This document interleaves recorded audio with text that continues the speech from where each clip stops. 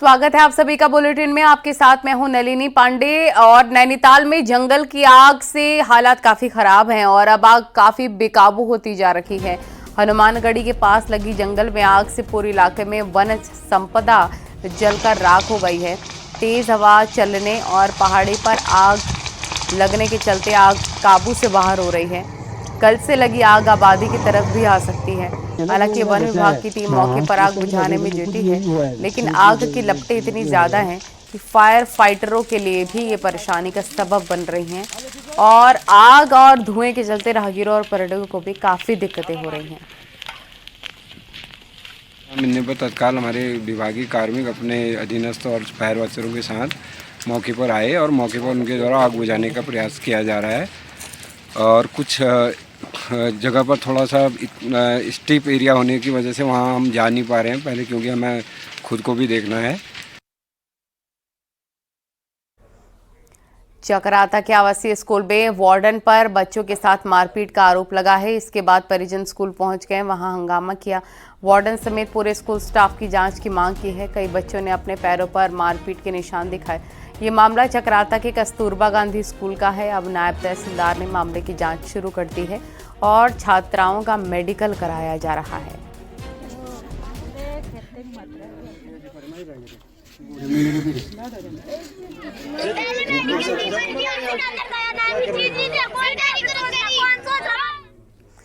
और ऋषिकेश में सीएम पुष्कर सिंह धामी अचानक से ट्रांजिट कैंप की तरफ पहुंचे। चारधाम यात्रा की तैयारियों का जायजा लिया है।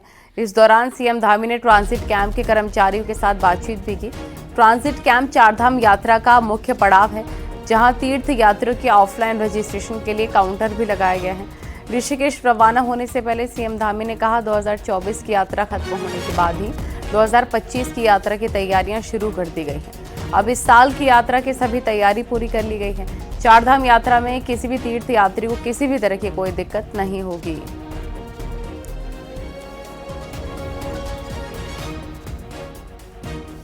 समाप्त हुई थी 2024 की, उसके बाद से लगातार तैयारियां कर रहे हैं और अब अंतिम चरण में यात्रा सभी तैयारियां पूरी हो गई हैं और जो कुछ एक काम और करने हैं वो भी अभी 2-3 दिनों के अंदर संपन्न हो गए।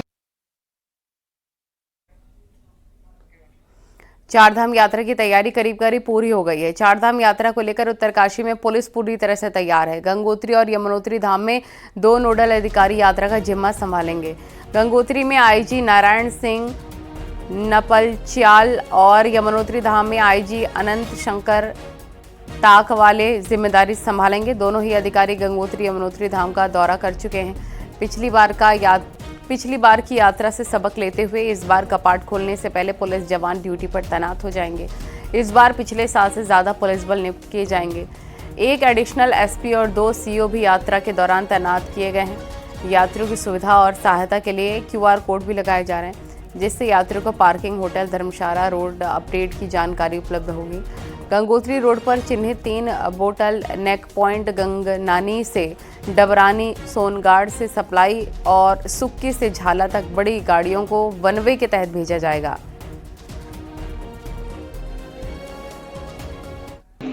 जो आप लोगों ने प्लान किया है उसको यदि हम लोग ढंग से उसको अक्षरता यदि पालन करते हुए उसको इम्प्लीमेंट करेंगे और सजग रहेंगे तो अच्छा मतलब चार्जर लागू किया है और कुछ जगह पर डिस्प्ले लगाएंगे और उससे भी यात्रियों को ये पता लग जाएगा कि भाई पार्किंग स्थल कहाँ है, कहाँ पर जाम की स्थिति है।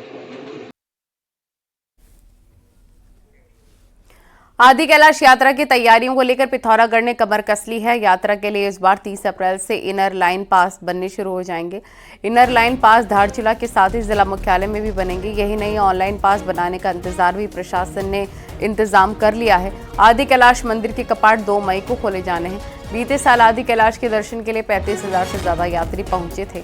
ऐसे में इस बार इस संख्या में इजाफा होने की उम्मीद है, जिसे ध्यान में रखते हुए सभी इंतजाम किए जा रहे हैं। हम लोग इनर लाइन परमिट की व्यवस्था 30 अप्रैल से जारी कर रहे हैं और जो वहाँ का जो प्रसिद्ध जो मंदिर है आदि कैलाश क्षेत्र का शिव मंदिर, वो 2 तारीख को उसके कपाट खुल रहे हैं। धामी सरकार में दायित्वधारी बीजेपी नेताओं की शुक्रवार को राज्यपाल के साथ मीटिंग हुई है, तो शनिवार को मुख्यमंत्री ने भी अपने आवास पर दायित्वधारियों की मीटिंग बुलाई। माना जा रहा है कि अब सरकार दायित्वधारियों को सक्रिय रूप से काम पर लगा सकती है। देखिए।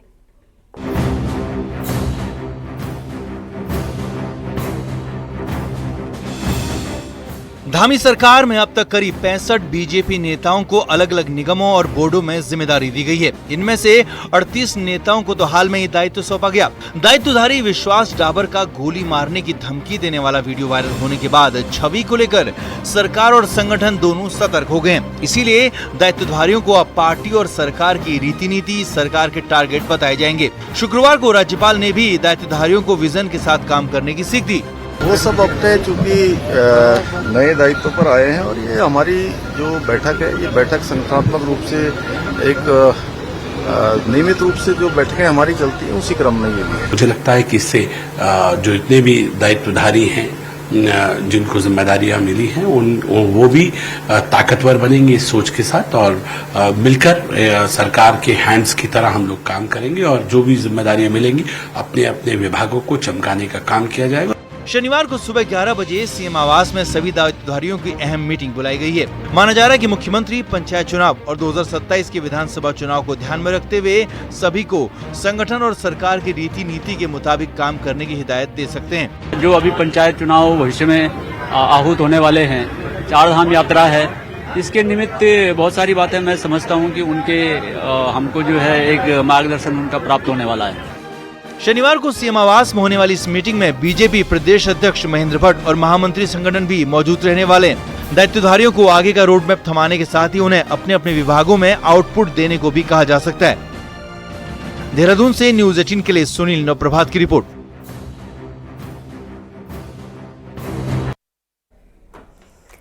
उत्तराखंड में पाकिस्तानी नागरिकों की पहचान और फिर उन्हें वापस उनके देश भेजने की कवायद तेज हो गई है। सीएम धामी का कहना है कि सीसीएस की बैठक में लिए गए फैसलों के बाद उन्होंने डीजीपी को निर्देश दिए कि जल्द से जल्द पाकिस्तानी नागरिकों को चिन्हित किया जाए और उन्हें वापस भेजने की कार्रवाई सुनिश्चित की जाए।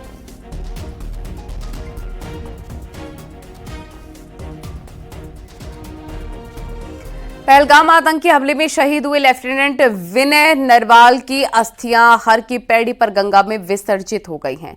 हरियाणा के करनाल से शहीद विनय नरवाल के पिता और भाई उनकी अस्थियां लेकर हरिद्वार पहुंचे। हर की पैड़ी पर विधि विधान से अस्थियों को गंगा में विसर्जित किया गया। इस दौरान हरिद्वार विधायक समेत अन्य बीजेपी नेताओं और सैनिक कल्याण विभाग के अधिकारियों ने शहीद को श्रद्धांजलि दी है। 22 अप्रैल को जम्मू कश्मीर के पहलगाम में हुए आतंकी हमले में नेवी के लेफ्टिनेंट विनय नरवाल की मौत हो गई थी। बुधवार को करनाल में उनका अंतिम संस्कार किया गया था। पूरे विश्व का, देश का और अपने देशवासियों का धन्यवाद करना चाहता हूं कि इस दुख की घड़ी में वो मेरे साथ खड़े हैं।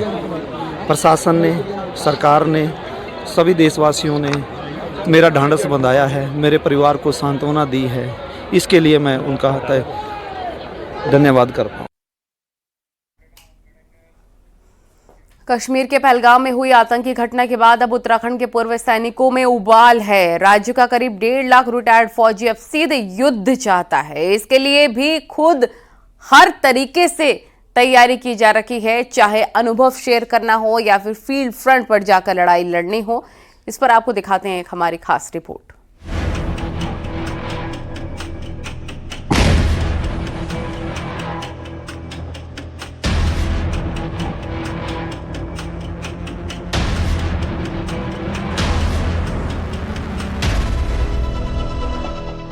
पहलगाम में आतंकियों की कायराना हरकत के बाद पूरे देश में उबाल है, लेकिन सैन्य प्रदेश उत्तराखंड में गुस्सा बहुत ज्यादा है और इसीलिए अब यहाँ के पूर्व सैनिकों ने सीधे सीधे युद्ध की डिमांड कर दी है। मौजूदा समय में उत्तराखंड में 1,49,000 रिटायर्ड सैनिक रहते हैं, जिनमें से कई ऐसे हैं जो 1965 और 1971 की लड़ाई का हिस्सा रह चुके हैं। उनका शरीर भले युद्ध के लिए अभी तैयार नहीं है, लेकिन हौसले आज भी बुलंद हैं।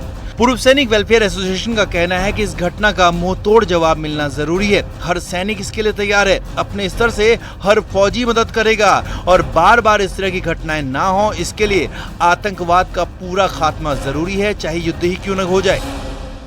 घटना के बाद में सैनिकों में जो हमारे पहाड़ों में उत्तराखंड के सैनिकों में जो उबाल है मैं ये कह सकता हूं कि सरकार अगर पहल करती है तो पूर्व सैनिक किसी भी स्तर से इस घटना को देश में बॉर्डरों में जाने के लिए बिल्कुल तैयार है। कोई भी अगर कोई होता है, हमारे देश के पूर्व सैनिक ही पाकिस्तान को ध्वस्त कर सकते हैं, क्योंकि इतनी बड़ी ताकत में सैनिक हैं, नौजवान सैनिक हैं। जम्मू कश्मीर में करीब 40 साल तक ड्यूटी कर चुके कर्नल रिटायर्ड पीएल पराशर भी घाटी को बेहद करीब से समझते हैं। उनके मुताबिक ऐसी घटना बिना लोकल मदद के संभव नहीं है। उनके मुताबिक आतंकवाद से लड़ने के लिए पाकिस्तानी आर्मी पर चोट करना जरूरी है और इसके लिए अमेरिका, इजराइल और चीन की तरह बड़े कदम उठाने होंगे। इसकी जो जड़ है वो पाकिस्तान आर्मी है। ये मैं अपने एक्सपीरियंस से बताता हूँ। पाकिस्तान की जो आर्मी है और उनके ISI है, ये सारी टेररिज्म की जड़ वही है। जब तक उनके ऊपर चोट नहीं होगी ये चलता रहेगा। अगर पूरी तरह से उग्रवाद को या टेररिज्म को कंट्रोल करना है भारत में, तो हमें वो चीज़ें करनी पड़ेंगी जो अमेरिका कर रहा है, इजराइल कर रहा है या चाइना कर रहा है। पहलगाम की घटना ने हर किसी को झकझोर दिया है और ऐसे में एक बार फिर पहाड़ में रह रहा फौजी अब भले ही रिटायर्ड हो गया हो, लेकिन अपना खून युद्ध की हालत में अब भी बहाने को तैयार है। न्यूज़ 18 के लिए देहरादून से भारती सकलानी की रिपोर्ट। पाकिस्तान में हिंदुओं पर वैसे ही जुल्म होते हैं, मंदिरों को तोड़ा जाता है, पर भगवान में आस्था रखने वाले ऐसे 77 पाकिस्तानी हिंदू इस बार चारधाम नहीं आ पाएंगे और ये सब हुआ है पहलगाम में आतंकी हमले की वजह से। कैसे, इस रिपोर्ट में देखिए। बिहारियां पे जुलते यार, मौत की कसम मेरे हिसाब से 10 जगह से राउंड फायरिंग हो गई, 10 जाने के ऊपर हो गई। पहलगाम में पाकिस्तानी आतंकियों ने सरेआम हिंदुओं को मार डाला तो केंद्र सरकार ने पाकिस्तानी नागरिकों को वीजा रद्द करने का फैसला कर लिया। वीजा रद्द होने के इस फैसले के बाद अब पाकिस्तानी नागरिक चारधाम नहीं आ पाएंगे। दरअसल पाकिस्तान में रहने वाले 77 लोगों ने चारधाम और हेमकुंड साहिब के लिए रजिस्ट्रेशन कराया है, लेकिन अब रजिस्ट्रेशन के बावजूद दर्शन के लिए आ नहीं पाएंगे। 20 मार्च से 24 अप्रैल तक पाकिस्तान से चारधाम के लिए 77 यात्रियों के रजिस्ट्रेशन हुए। इनमें हर धाम में दर्शन के लिए 19 और हेमकुंड साहिब के लिए एक यात्री ने रजिस्ट्रेशन कराया। पाकिस्तान से चारधाम के लिए रजिस्ट्रेशन करवाने वालों में 49 पुरुष और 28 महिलाएं शामिल हैं। मतलब ये कि पहलगाम हमले के बाद वीजा रद्द होने का नुकसान पाकिस्तानी हिंदुओं को भी हुआ है। देखिए, पाकिस्तान की जो गतिविधियां हैं वो निश्चित रूप से जो धर्मावलंबी उनको भी परेशान करती है। अच्छा था पाकिस्तान से हिंदू समुदाय के लोग जो केदारनाथ यात्रा पाना चाहते, बद्रीनाथ यात्रा पाना चाहते थे, लेकिन जब भारत सरकार ने कोई कदम उठाया है तो ये कष्ट सबको है। सिर्फ पाकिस्तान ही नहीं, दूसरे मुस्लिम बहुल देशों से भी चारधाम यात्रा के लिए रजिस्ट्रेशन हुए हैं। पड़ोसी देश अफगानिस्तान से अब तक 640 यात्रियों का रजिस्ट्रेशन हुआ है, तो बांग्लादेश से 326, म्यांमार से 17 और इंडोनेशिया से 295 पंजीकरण हुए हैं। तीर्थ पुरोहितों का कहना है कि पाकिस्तान से बदला लेने के साथ केंद्र सरकार को पाकिस्तानी हिंदुओं के बारे में भी सोचना चाहिए, ताकि वो सुरक्षित रहने के साथ चारधाम यात्रा में भी आ सकें। कि श्रद्धालु अगर उनकी यहाँ श्रद्धा है, आस्था है, और इसी आस्था और श्रद्धा और विश्वास के कारण ही उन्होंने अपना रजिस्ट्रेशन करवाया होगा, तो अगर उनकी आस्था है, विश्वास है, तो ऐसे श्रद्धालुओं को हम मानते हैं कि उनको जो है दर्शनों के लिए अनुमति देनी चाहिए। फिर भी केंद्र सरकार को ही इस पर निर्णय लेना है। पहलगाम हमले के बाद अब भारत की तरफ से एक्शन का इंतजार हो रहा है, तो पाकिस्तानी नागरिकों के वीजा कैंसिल करके भारत अपनी मंशा जाहिर कर चुका है। ऐसे में पाकिस्तान से चारधाम आने वाले हिंदुओं को तब तक इंतजार करना पड़ेगा जब तक हालात सामान्य नहीं हो जाते। देहरादून से न्यूज़ 18 के लिए दीपांकर भट्ट की रिपोर्ट। हरिद्वार में पुलिस लगातार वेरिफिकेशन ड्राइव चला रही है और जिले भर में लंबे समय से सभी थानों के पुलिस वेरिफिकेशन ड्राइव चला रही है। खास तौर पर इंडस्ट्रियल एरिया में दूसरे जिलों और राज्यों से आकर रहने वाले वर्कर्स का सत्यापन किया जा रहा है। हरिद्वार एसएसपी के मुताबिक एक साल में 30,000 से ज्यादा लोगों का वेरिफिकेशन किया जा चुका है। साथ ही इसमें कोताही बरतने वाले मकान मालिकों का चालान भी काटा जा रहा है। एसएसपी का कहना है कि वेरिफिकेशन अभियान से कई आपराधिक तत्वों की पहचान भी हो रही है। वहीं कई संदिग्ध लोग जिले को छोड़कर भी जा चुके हैं। सत्यापन से कई महत्वपूर्ण सफलताएं हमें मिली हैं। इसमें कई जो अपराधी किस्म के व्यक्ति हैं उनके द्वारा तत्काल वो ऐसे घर खाली किए जाते रहे हैं और वो लोग तत्काल घर छोड़ के या नौकरी छोड़ के यहाँ से चले गए हैं। कुछ लोगों को पुलिस के द्वारा इस सत्यापन अभियान में पकड़ा भी गया है। हल्द्वानी में प्रशासन की टीम ने नूडल्स केचप बनाने वाली फैक्ट्री पर कार्रवाई की है। दरअसल बढ़ती गर्मी के बीच इन दिनों हल्द्वानी में प्रशासन खाने पीने की चीजों में साफ सफाई को लेकर विशेष सतर्कता बरत रही है। प्रशासनिक की टीम ने कार्रवाई के दौरान मंगल पड़ाव इलाके में एक ऐसी फैक्ट्री का निरीक्षण किया जहां नूडल्स और तरह तरह के सॉस बनाए जाते हैं, लेकिन इस फैक्ट्री में गंदगी का आलम देखकर प्रशासन के अधिकारी भी हैरान रह गए, क्योंकि सॉस बनाने के लिए जहां टमाटर की जगह केमिकल सिरप का इस्तेमाल हो रहा था, वहीं कॉकरोच और गंदगी का भी अंबार था। इसके बाद फैक्ट्री को सील कर दिया गया।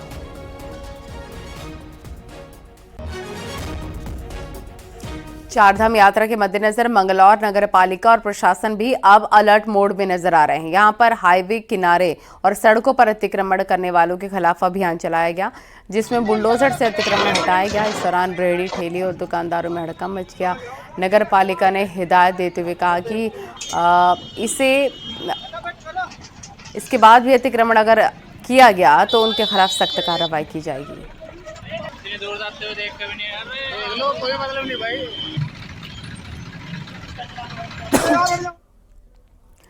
रुद्रपुर में मजार के ध्वस्तीकरण के मामले में हाईकोर्ट ने प्रशासन को मजार वाली जमीन की मिट्टी सुरक्षित रखने को कहा है। इसके साथ ही कोर्ट ने याचिका का स्कोप लार्ज कर दिया है और पूरे राज्य में सरकारी जमीनों पर धार्मिक स्थलों की रिपोर्ट तलब की है। कोर्ट ने राज्य के मुख्य सचिव को आदेश दिया है कि 3 दिनों में एक कमेटी का गठन करें और राज्य के 13 जिलों का सर्वे कर रिपोर्ट तैयार करें। कोर्ट ने सभी जिलों में सरकारी जमीनों में धार्मिक स्थलों की रिपोर्ट कोर्ट में तलब की है।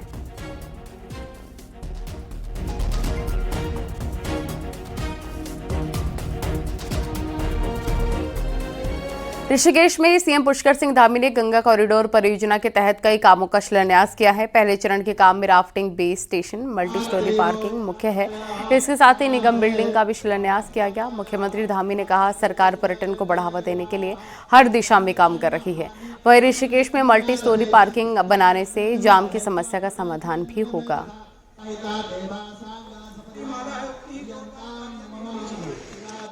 आने वाले समय में जब ऋषिकेश में राफ्टिंग के लिए वैश्विक स्तर की सुविधाएं होंगी, ग्लास ब्रिज का रोमांच होगा, रोपवे की बेहतरीन सुविधा होगी, सकल सेवाएं होंगी, ट्रैफिक जाम की कोई समस्या नहीं होगी, तो निश्चित रूप से ये पुरातन नगरी ऋषिकेश विश्व भर के पर्यटकों को अपनी ओर आकर्षित करेगा और पूरे विश्व भर के लोगों के लिए ये पहला डेस्टिनेशन होगा ऋषिकेश। हम उस दिशा में काम कर रहे हैं। पर्यटकों की संख्या में वृद्धि होगी तो यहाँ व्यवसाय एवं रोजगार के अवसर भी बढ़ेंगे। यहाँ के होटल व्यवसायियों से लेकर टैक्सी चालक, स्थानीय गाइडों से लेकर राफ्ट ऑपरेटर, टूरिज्म, हॉस्पिटलिटी के क्षेत्र में हमारे व्यापारी भाइयों को, व्यापार के क्षेत्र में काम करने वाले, अन्य क्षेत्रों में काम करने वाले प्रत्येक व्यक्ति की समृद्धि सुनिश्चित होगी। उत्तराखंड और नेपाल को जोड़ने वाले बनबसा बैराज पर खतरा मंडरा रहा है। करीब 100 साल पुराने बैराज और पुल से पब्लिक को दिक्कत ना हो, इसके लिए उत्तराखंड सरकार केंद्र और यूपी सरकार से बात करने जा रही है। हैरानी की बात यह भी है कि उत्तराखंड में होने के बाद भी इस बैराज का कंट्रोल आज भी यूपी सिंचाई विभाग के पास ही है। देखिए रिपोर्ट।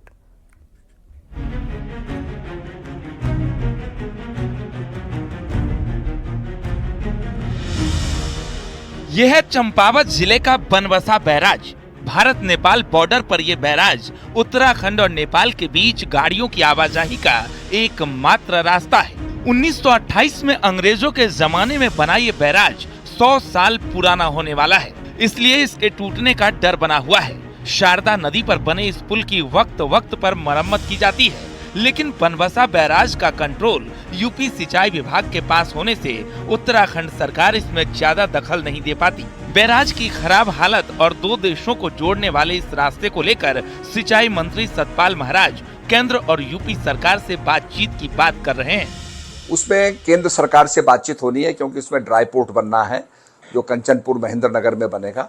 तो ड्राई पोर्ट को लेकर के, नेशनल हाईवे को लेकर के बनबासा जो बैराज है जिसकी आयु पूरी हो चुकी है उसकी रेट्रोफिटिंग के लिए बातचीत करनी है और इसमें यूपी सरकार से बातचीत की जाएगी। और एक एनपीसीसी का वहाँ पर पुल है जिसके आगे चौकी और वहाँ जो कस्टम और बैरियर्स होते हैं वो लगाए जाएंगे। उत्तराखंड में भारत नेपाल बॉर्डर की लंबाई 275 किलोमीटर है। ऐसे में दोनों देशों को जोड़ने वाला रास्ता जल्द ठीक हो, इसकी डिमांड लोकल लोग भी कर रहे हैं। मुख्यमंत्री पुष्कर सिंह धामी खुद चंपावत से विधायक हैं। ऐसे में लोगों को उम्मीद है कि 100 साल पुराने होने जा रहे बनबसा बैराज का हाल सुधरेगा। जो हमारा शारदा बैराज है ये सन 1928 में ब्रिटिश कालीन है। 1928 में ब्रिटिश कालीन होने के बाद इसकी मियाद लगभग समाप्त हो चुकी है और ये जीर्ण शीर्ण अवस्था में बार बार हल्की सी रिपेयरिंग करके चला दिया जा रहा है। मैं निवेदन करना चाहता हूँ कि इस पुल का जीर्णोद्धार हो, क्योंकि इसमें हमारे व्यापारिक और सामरिक दृष्टि से ये पुल बहुत महत्वपूर्ण है। सरकार के मुताबिक बनबसा बैराज अपनी मियाद पूरी कर चुका है, लेकिन यूपी सिंचाई विभाग और नेपाल से मसला जुड़ा होने के चलते उत्तराखंड आगे कदम नहीं उठा पा रहा। ऐसे में देखना होगा कि केंद्र और यूपी सरकार से बातचीत के बाद कब तक उत्तराखंड और नेपाल को जोड़ने वाले एकमात्र रास्ते का हाल सुधरता है। दीपांकर भट्ट, न्यूज़ 18, देहरादून। और अब आपको दिखाते हैं पहाड़ टॉप 10 न्यूज। हल्द्वानी में मुस्लिम धर्मगुरुओं ने पहलगाम आतंकी हमले का विरोध किया, सरकार से सख्त कार्रवाई की मांग की। पहलगाम आतंकी हमले के विरोध में उत्तरकाशी और बड़कोट में ढोल नगाड़ों के साथ जुलूस निकालकर विरोध किया गया। बागेश्वर में पूर्व सैनिकों ने प्रदर्शन किया, पहलगाम आतंकी हमले के खिलाफ अपनी नाराजगी जताई। पूर्व सैनिकों ने केंद्र सरकार से आतंकवाद के खिलाफ कड़ी कार्रवाई करने की मांग की। बागेश्वर में डीजे बजाने को लेकर विवाद हो गया, 2 युवकों पर शराब के नशे में डीजे ऑपरेटर पर हमला करने का आरोप। गर्मी बढ़ने के साथ नैनीताल में 3 जगहों पर जंगल में आग बुझाने के लिए वन विभाग के साथ फायर की टीमें जुटी हैं। रुड़की नगर निगम की कार्रवाई के अगले ही दिन फिर से सड़कों पर अतिक्रमण दिखा, इसके बाद अब चालान की रकम बढ़ाई जा रही है। राष्ट्रीय ग्रामीण स्वास्थ्य परिषद के उपाध्यक्ष सुरेश भट्ट ने पिथौरागढ़ का दौरा किया और चल रहे कार्यक्रमों की समीक्षा की। कुमाऊं आईजी रिदम अग्रवाल ने अल्मोड़ा में पुलिस अधिकारियों की मीटिंग ली और सख्त निर्देश दिए। चारधाम यात्रा से पहले ऋषिकेश पहुंची आईजी राजीव स्वरूप ने अधिकारियों को अलर्ट मोड पर रहने के निर्देश दिए। अल्मोड़ा के प्रवेश द्वार करबला में शराब की दुकान खोलने का विरोध तेज हो गया है। देहरादून में सीएम पुष्कर सिंह धामी ने हेमवती नंदन बहुगुणा की जयंती पर उन्हें श्रद्धांजलि दी। घंटाघर चौक पर उनकी मूर्ति पर पूर्व मुख्यमंत्री विजय बहुगुणा, मंत्री सुबोध उनियाल समेत बीजेपी नेताओं ने माल्यार्पण किया। वहीं इससे पहले मुख्यमंत्री ने सीएम आवास में भी हेमवती नंदन बहुगुणा को श्रद्धा सुमन अर्पित किए हैं। सीएम धामी ने कहा है कि हेमवती नंदन बहुगुणा ने राजनीतिक सामाजिक क्षेत्र में कई काम किए हैं, उन्होंने कई विकास काम भी शुरू किए। सीएम धामी ने कहा है कि हेमवती नंदन बहुगुणा का जीवन संघर्षों से भरा हुआ था, लेकिन वो हमेशा हिमालय की तरह अडिग रहे।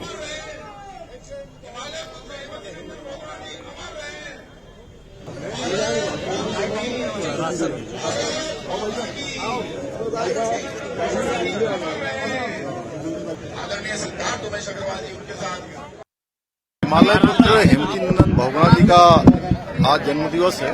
उनके जन्मदिवस के अवसर पर हम उनको नमन करते हैं और उन्होंने राजनीतिक क्षेत्र में, सामाजिक क्षेत्र में अनेक कीर्तिमान स्थापित किए, अनेक विकास के कामों को शुरू किया।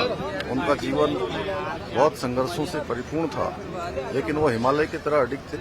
वो हमेशा हमारे दिलों में रहेंगे, हमको हमेशा उनसे प्रेरणा मिलती रहेगी।